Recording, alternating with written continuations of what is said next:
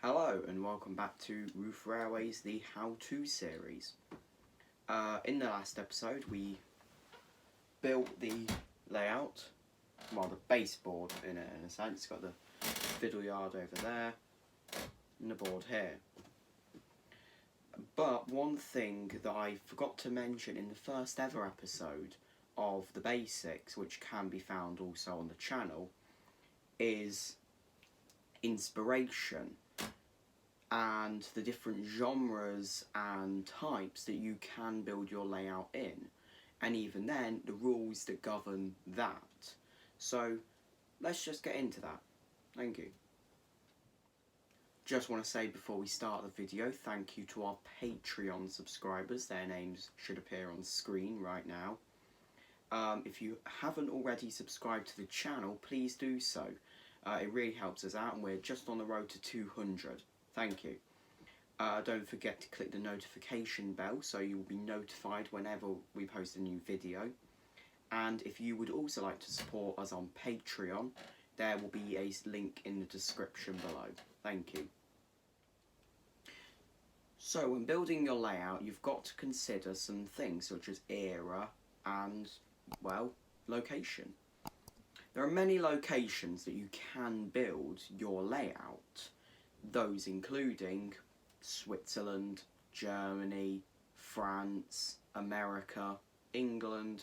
Some people even choose to do Japanese or Chinese locos and rolling stock, but I am choosing English. That's what I always run in because it's what I like. Now, when also you've got to pick an era. Era is just time period. I prefer to run the 1950s because I get to run some steam trains, but some very early diesel locos, because it was about the 1950s, 60s when BR started converting over. Now, this can be completely up to you. You can either, to list some of the main three that I've seen people run in, the 50s and 60s, the 80s, so 70s and 80s, and the 2000s. Now, you can run in many different versions. I know some people that purely run Era 1, so that's about the 1800s, but the top three that people will choose is about the 30s, 40s and 50s, and then the 70s and 80s, and then 2000s. Now, again, I'm one of those people that will run mostly the 50s, but I also don't have rules on what I run. I more or less buy locos that I like. So that just means that I mostly have 1950s and 60s stock because that is what I like.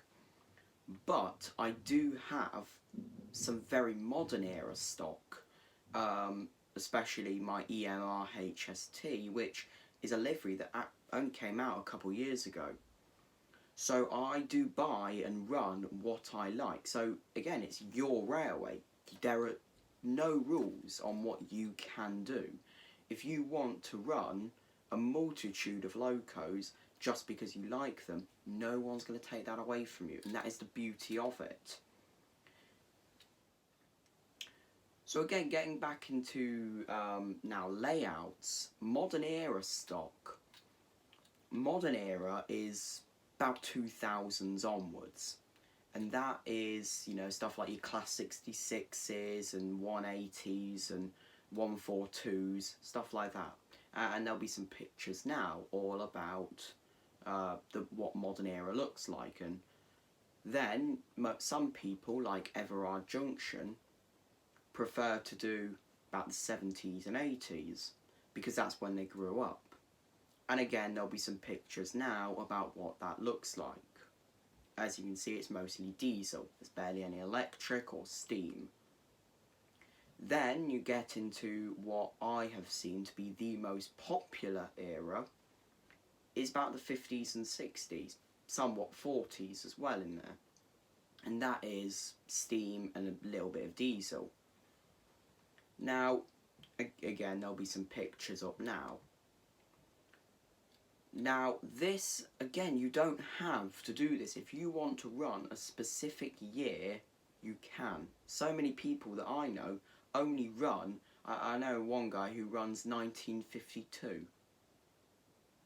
Don't know why, just that specific year. Now,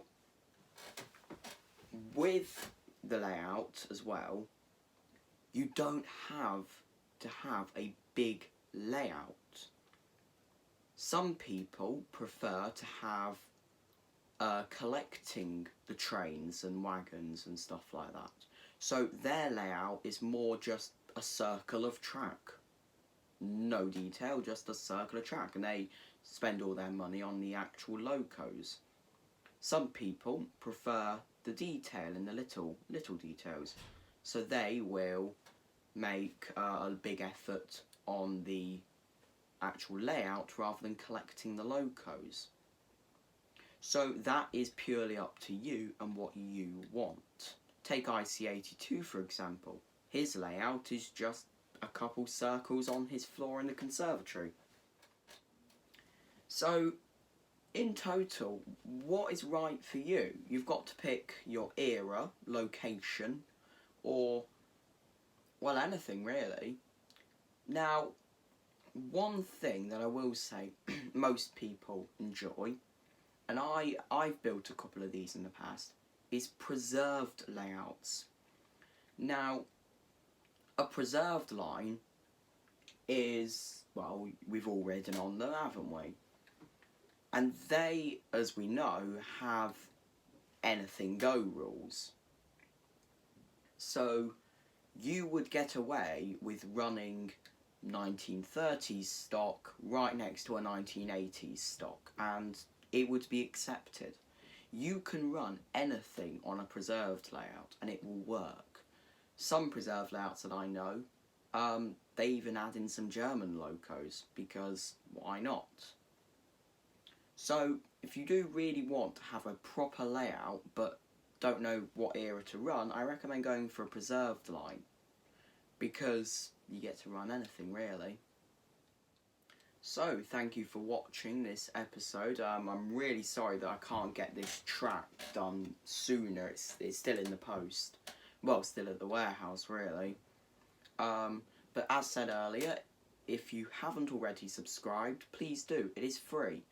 Most people get really confused because, well, I guess magazine subscriptions you have to pay for.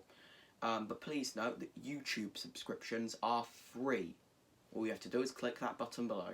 Also, click the notification bell to be notified whenever we post a new video, which will be really good if you're following along with this series.